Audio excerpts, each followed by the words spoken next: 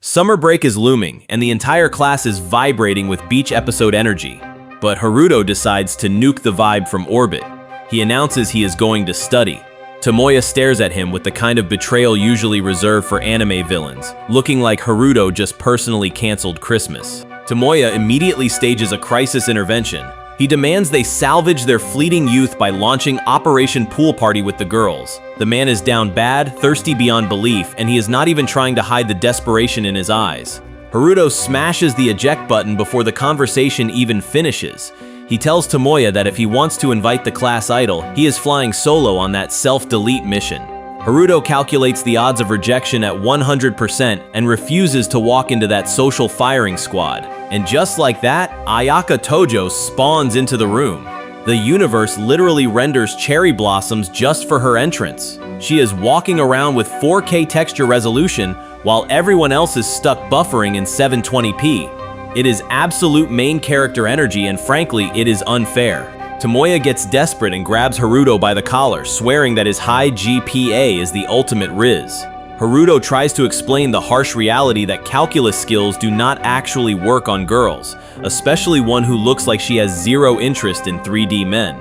But Haruto actually has a secret move up his sleeve. He flashes his phone screen, revealing a new side hustle. He signed up for a housekeeping service. Forget studying, he is betting it all on domestic skills to secure the bag. Haruto drags his carcass through the scorching neighborhood heat map, barely surviving the sun damage before finally reaching the safe zone. Grandma is waiting at the spawn point, and her smile is an instant potion, restoring his HP to 100%. She is already flexing her loot run, confirming she secured the legendary drop items for a Hamburg steak feast. But first, he takes a knee at the altar to salute the clan members who logged out of the server way too early.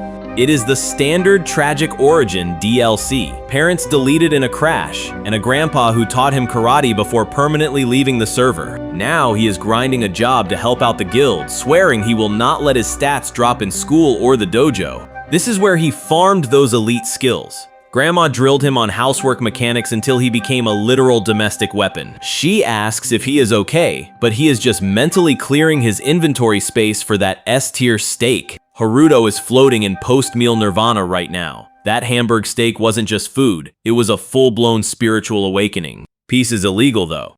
His phone blows up with a call from Akagi, who drops the creepiest line imaginable, "I just wanted to hear your voice." Haruto's finger hovers over the end call button, ready to delete this man from his life, until Akagi screams that he actually has massive tea to spill. It involves Kaito, the tennis club's golden boy. Turns out, this guy decided to main character syndrome the entire situation. He broadcasted a confession to the entire schoolyard. He got down on one knee and tried to wife up Tojo-san in front of the whole server. Big mistake. She looked him dead in the eye and mashed the skip dialogue button. Not interested. Absolute savage. It doesn't matter who asks. Tojo-san has sent every single suitor straight to the Shadow Realm without mercy. It is a literal graveyard of broken hearts out there. Akagi laughs, claiming Haruto would get speedrun rejected too. Thanks for the confidence boost, bro. Haruto brushes it off. He thinks she is just a background NPC in his life. Summer break is starting though, and that calendar marks the first day of his new housekeeping gig. He has no idea the plot is about to kick in. Day 3 of summer freedom. Haruto pulls up to the job site and hits the brakes. Whoa. This is not a house, it is a straight-up fortress. He hits the buzzer while sweating like he is defusing a bomb. A girl answers the intercom, and he instantly engages his best customer service voice. The door cracks open. He does not even look, he just launches a perfect 90-degree bow. Professionalism level 100. But when he finally looks up, the simulation glitches. It is Tojo, the class executioner. She is staring at him like he just spawned in the wrong lobby. Maximum awkwardness achieved. Haruto reads the room instantly. He calculates the optics and realizes a guy cleaner in a girl's house is a walking red flag. He offers to call for backup and swap with a female staff member to avoid the allegations. Tojo runs the numbers inside her head. She tells him to stay, but she needs to clear the air first. She asks if he took this job just to get close to her, testing him for ulterior motives. Haruto shuts that down immediately. Zero simp energy detected. With the allegations beat, she opens the gates. Haruto steps right into the lion's den. He steps into the lion's den, and immediately, the scale of the place hits him like a truck. The hallway alone is bigger than his entire future combined. As they walk, he starts sweating bullets. His brain goes into overdrive. Is he actually ready to be the boss here, or is she silently judging his soul? The pressure is suffocating. Then she drops the map update. The living room opens up, and it is absolutely massive. We are talking 3 times the size of his crib. The place is sparkling. Tojo finally realizes her hired help is actually her classmate Otsuki. But does he panic? No. He does not break character. He hits her with the perfect 90-degree bow and flashes a custom business card. Absolute professional. She tries to get him to drop the formal titles, but he refuses to simp. He tells himself, stay focused, secure the bag. He is here to work, not to flirt. She caves and asks him to check the kitchen. She hesitantly opens the door, and oh boy, it is a disaster zone.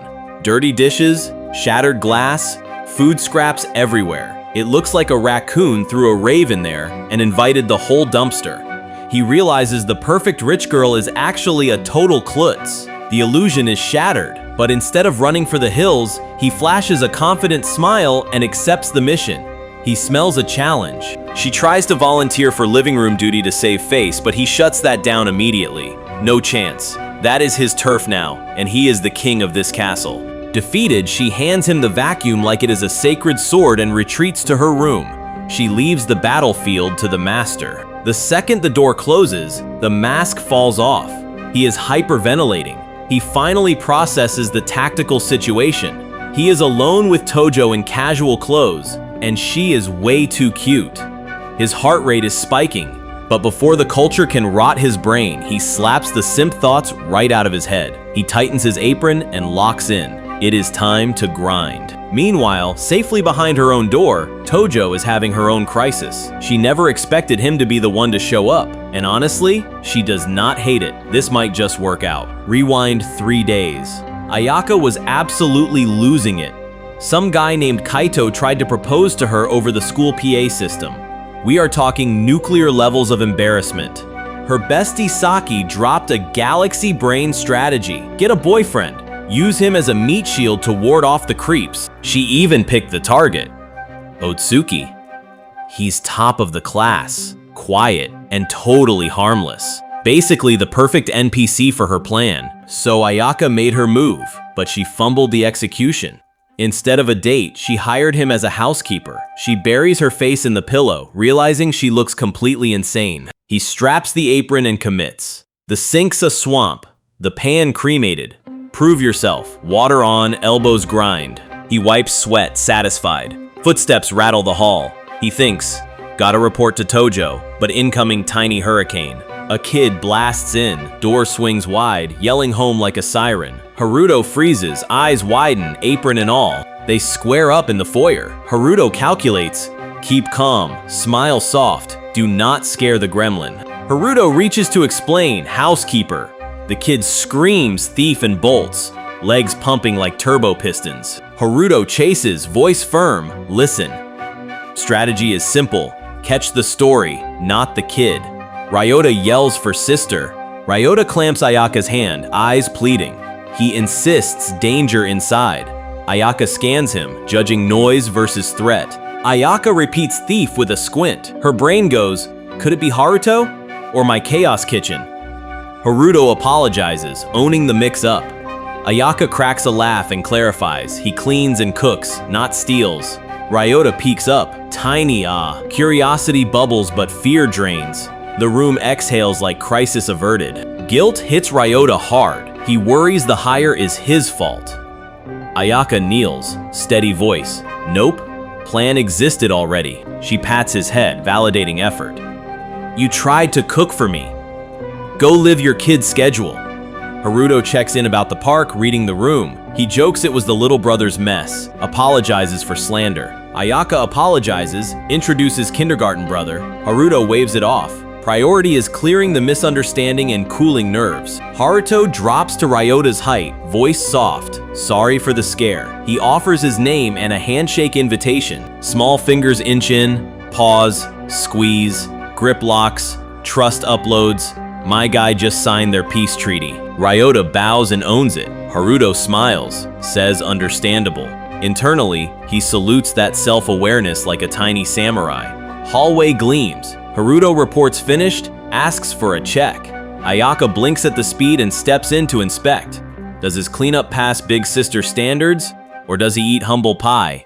If you want part 2, comment apron god below. Living room and kitchen sparkle like a showroom. Haruto grins inside. Mission clear. Earn trust with professional results. He invites complaints with a smile while Ayaka stress tests surfaces and Ryota sprints checkpoints, calling everything spotless. Dust flares, Haruto winces. Big sister snaps into manager mode and orders Ryota to stop stirring chaos. Ayaka admits the solo load is heavy. Haruto praises her sister game. She blushes. He confirms instantly. Her thanks lands soft as Ryota pops up, declares big sister great, and she clutches while pride leaks through. Haruto crouches and head pats, stamps approval like a seal, praises both, and Ryota sparkles hard with confidence maxed. Ryota shows off to his sister, Ayaka affirms, and Haruto thinks this quiet warmth hits harder than fireworks. He pivots to logistics, confirms dinner is for 4, asks to check the fridge, manners locked in. He scans inventory, eggs, milk, roots, cabbage, mixed meat, strategy clicks. With this loadout, he can craft a winner. He asks for seasonings. Cabinet opens like a treasure chest. Rows of spices flex. Chef brain juggles combos already. He proposes hamburger steak, reliable crowd pleaser. Ryota spikes with joy and begs big sister, eyes sparkling like loot. Ayaka signs off with a smile, Haruto confirms, and Ryota launches a victory cheer that bounces off cabinets. Plates land, glossy patties glisten beside crisp cabbage. Ryota stares, jaw unlocked. A humble home raid drops legendary dinner. Ayaka hypes him, calls it culture skills. Haruto shrugs, says this is normal. Her eyes insist chef level cracked. He slides Ayaka a grilling note for her parents. Professional logistics, baton passed. Want part 2, comment apron god below. Clock hits the deadline and Haruto shoulders his bag. Ayaka thanks him. He replies smooth, professional, heartbeat steady. Ryota shuffles in, eyes down. Haruto asks soft. Inside he braces, knowing goodbyes hit kids like trucks. Ryota buries his head in him and clamps on. Haruto freezes, Ayaka reaches, breath caught. Yeah, that stings. Ryota waves bright, calling big bro energy. Haruto mirrors it, keeps tone light, hides the pang behind a nod. He slips the apron strap off and thinks, mixing school with work feels weird. Better not promise another visit. Ayaka walks him to the door. He switches to pro mode, thanks the client, and remembers one thing. Haruto slides a flyer over, pitching the regular plan. Affordable, consistent, classic upsell. Inside, he calculates retention like homework. Ayaka laughs, calls him a salesperson. She is not wrong. Dude's voice just grew a tie. She softens it, asks to drop the formal wall. Classmates, right. Her eyes test if he trusts her. Haruto smiles, keeps the line. He can talk casual, but the client title locks his posture. She repeats client with a grin, trying the word on. He confirms, steady tone, playing the diligent part to perfection. She nudges him to hurry before the hamburger steak chills. He remembers dinner, eyes light, stomach already clocking in. She thanks him with polite warmth. He delivers the standard closer, corporate cadence locked, steps out with tidy formality. Outside at dusk, he exhales, tension drains, professional mask off. If you want part 2, comment apron god. Haruto pumps a fist at the sky like he just won the lottery. Mission accomplished. He analyzes the victory, realizing he survived the lion's den without embarrassing himself, which is honestly a miracle. But then the post-game clarity hits him like a brick. She is the school idol living in a fortress, and he is just a background NPC. He mentally screams at himself to stay in his lane before he crashes. Meanwhile, back at the rich kid ranch, dinner is served. They sync up their bite timing like Olympic synchronized swimmers, the silence heavy with anticipation. Ayaka takes one nibble and her eyes practically vibrate. The flavor hits her soul. She swears it is the best thing she has ever put in her mouth, and her dignity leaves the chat. Ryota goes full goblin mode, shoveling food like he is in a speed-eating contest. Ayaka tries to stop him before he chokes, but the kid is lost in the sauce. Between bites, the little guy drops the big question. He asks if his new favorite bro is coming back tomorrow, totally oblivious to the mood. Ayaka hates to be the buzzkill. She explains that mom and dad are returning, so the temp agency is closed. Ryota looks absolutely crushed, like someone just deleted his save file. But then, her eyes lock onto a flyer on the table. Regular contract. A light bulb goes off. She is not ready to let the apron god go just yet, and you can practically see the gears turning. The very next night, Ayaka retreats to a local cafe. She needs a safe zone to recover from the absolute brain rot of the last 24 hours. She scans the perimeter for friendlies and spots Saki. The girl is waving her down aggressively, looking exactly like a quest giver in a starting village who has a fetch quest ready to go. Saki wastes zero time. She immediately brings up the absolute cringe fest from earlier, forcing Ayaka to relive that public confession in fork resolution. Ayaka looks like she just swallowed a whole lemon, rind and all. To her, boys aren't prizes to be won. They are walking glitches in the simulation that she desperately wants to patch out of her life. She drops the lore. Middle school wasn't a school, it was a war zone. Every random confession she got just put a target on her back, making the other girls hunt her down out of pure jealousy. Now she treats romance like a scam email asking for her credit card info. Saki just stares at her, taking a long, loud sip of her drink. She is charging up a tactical nuke, then she drops it. A fake boyfriend strategy. Ayaka hits the emergency brakes instantly, crossing her arms and pouting like a stubborn child who was told no dessert. But Saki knows her weakness. She reframes the situation as a classic manga plot. Just pretend to date a guy who is guaranteed not to catch feelings. It is the perfect loophole. Ayaka freezes. Her internal hard drive crashes because she realizes she has that exact trashy romance volume sitting on her shelf right now. She has been absolutely exposed in broad daylight. Saki starts fangirling over the potential drama, eyes sparkling. Ayaka tries to shut down the delusion before it spreads like a virus, waving her hands to dispel the thought. They head out, and Ayaka admits defeat. The solo housekeeping grind with her brother Ryuta has been absolute torture, like playing a co-op game with a disconnected controller. But there is an out. Her mom left her a literal cheat code. It is a specific phone number she can call if the difficulty setting gets too high for her to handle alone. Ayaka decides to drop a tactical nuke of a lie just to save face. She looks Saki dead in the eye and tells her she hired a professional service, conveniently leaving out the part where the cleaner was actually a cute boy from their school. Saki buys the story, hook, line, and sinker, but inside Ayaka's head, it is World War III. She knows that if the truth gets out, the teasing will be absolutely relentless, but she has to hand it to him. The guy's cleaning skills are straight up S tier. In her delusional little mind, he is sparkling like a shoujo protagonist. He is polite, mature, and totally dreamy. She actually starts gaslighting herself into believing she could be friends with him without having a total meltdown. Then, reality hits her with a steel chair. He did not want a friend. He wanted a paycheck. He looked her in the eye and drew the hard line at client. That is just a professional way of saying, know your place. That thought hurts so much she literally glitches out on the sidewalk. Saki has to manually reboot her just to drag them across the street before the traffic light changes and they get flattened.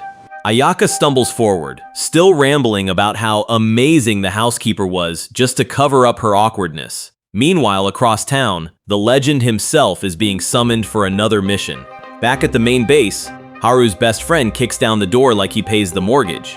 He is just here to steal the air conditioning. Haru tries to tax him for the oxygen, but then he sees the problem. This man is financially ruined. He impulse bought a shiny new guitar that he definitely does not know how to play. He starts yapping about forming a rock band to save their fading youth. Haru ignores the delusion entirely, pointing at his new work schedule. That wakes him up. The friend leans in, demanding a full forensic report on the housekeeping mission. Haru freezes.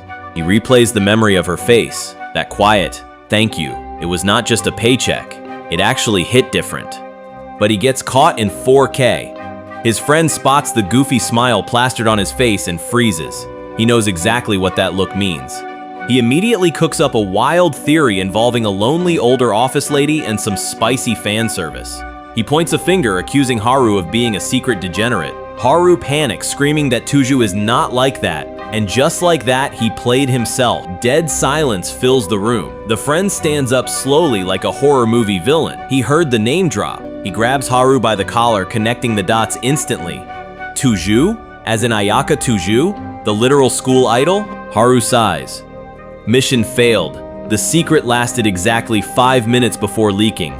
He begs him to keep it quiet, but the guy is already planning the wedding registry. He demands room coordinates, scent descriptions, the whole 9 yards. Haru slams his head on the desk. He insists the dream is dead. She felt awkward, and he is absolutely cooked. The friend leans back, dropping the real truth nuke. His sister, Haruka, is practically self-deleting with study sessions just to be in Haru's class next year. He points a finger, accusing Haru of trading the childhood friend Meta for the celebrity route. Haru just repeats the cope, claiming it is over before it even started. But that pessimistic mindset? Deleted. He stood outside the apartment complex, realizing his past self was absolutely clueless. He thought he was playing 4D chess, but he was really just walking into a minefield blindfolded. He was here for his housekeeping gig, but the paranoia was hitting different. Inside his head, it was chaos. Did I leave a spot? Did I poison the tea? He convinced himself he was about to get fired for a disaster that hadn't even happened yet. He buzzed in, bracing for a lecture. But when the door swung open, he stopped dead. That wasn't Tojo. It wasn't even her sister. The air in the room shifted instantly. Instead, he was greeted by absolute elegance. She hit him with a polite, "Oh my," recognizing him instantly. She radiated the kind of expensive aura that makes you feel poor just by looking at it. She smiled, saying Ayaka told her everything about him. Haru's brain short-circuited. He was expecting a Karen, not a supermodel. Talk about a bait and switch.